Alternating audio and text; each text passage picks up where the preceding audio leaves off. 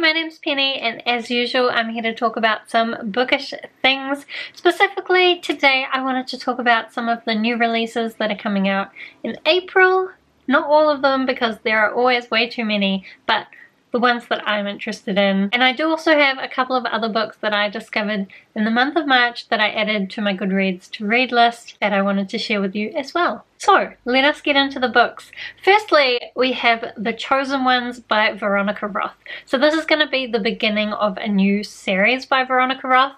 Now, I admit that I still haven't gotten to the Carve the Mark series.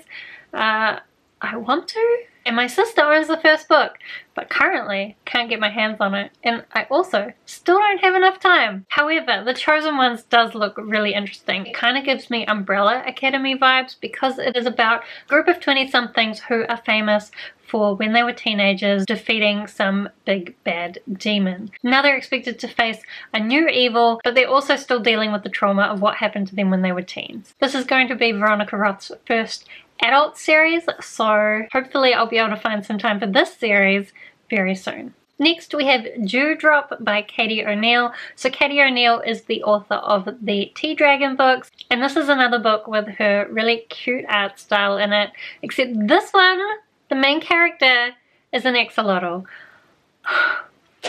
It's going to be so cute. Just look at that cover. I think the only thing that's going to be bad about this is that it's only 40 pages. It's going to be over so fast, but I feel like every single page will be worthy of putting up on your wall, so I really need to get myself a job so I can afford to buy myself my own physical copy. Next we have The Glass Magician by Caroline Stevermer, and I'm going to admit that this is definitely one where the cover is what got me interested. I know, but it's beautiful. Anyway, this book is set in the early 1900s, I believe, in New York at a time when there are a lot of people who have the ability to change themselves into animals, but we are following one particular magician who doesn't have the ability to turn into an animal, but maybe she has some different powers.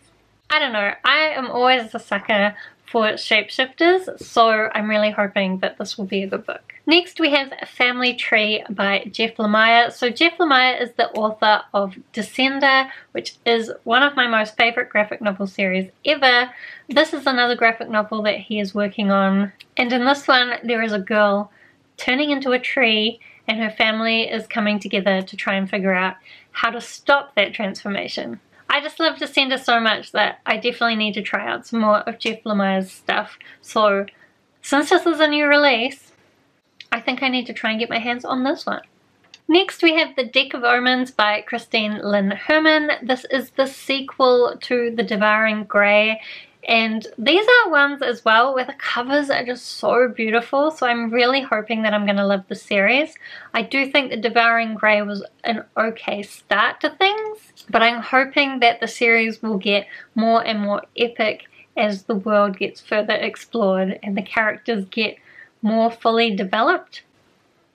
So in The Devouring Grey, we basically have a town where the founding families each have different magical powers that they use to protect the town from this monster that lives in the fog around the town. There's also a whole bunch of politics and drama going on with those families not always getting along with each other. Next we have The Silence of Bones by June Hur. So this one, I don't know that much about, but I do like the cover. I like the title. It's also had some really good reviews, so that's a good sign. It's also set in Korea, which I haven't read many books set in Korea. It's always nice to read books set out of the classic European settings. And this one I think is going to be like a murder mystery, but we're following this 16-year-old orphan as she helps out with the investigation. But there are some hints in the synopsis that there is going to be a little bit more to it, and it's just made me really curious. Then the last new release that is coming out in April that I'm interested in is The Girl in the Stars by Mark Lawrence.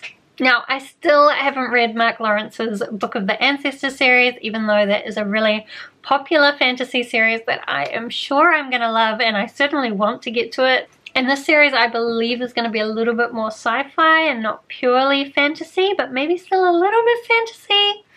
I don't know that much about it, but I do think I'd actually like to try and read this series as it comes out rather than being super behind the times like I am with the Book of the Ancestor series. So even though I have a massive pile of books to read already, I'm going to try and get to this one sooner rather than later. Then I do also have 2 books that I've recently added to my Goodreads to read list.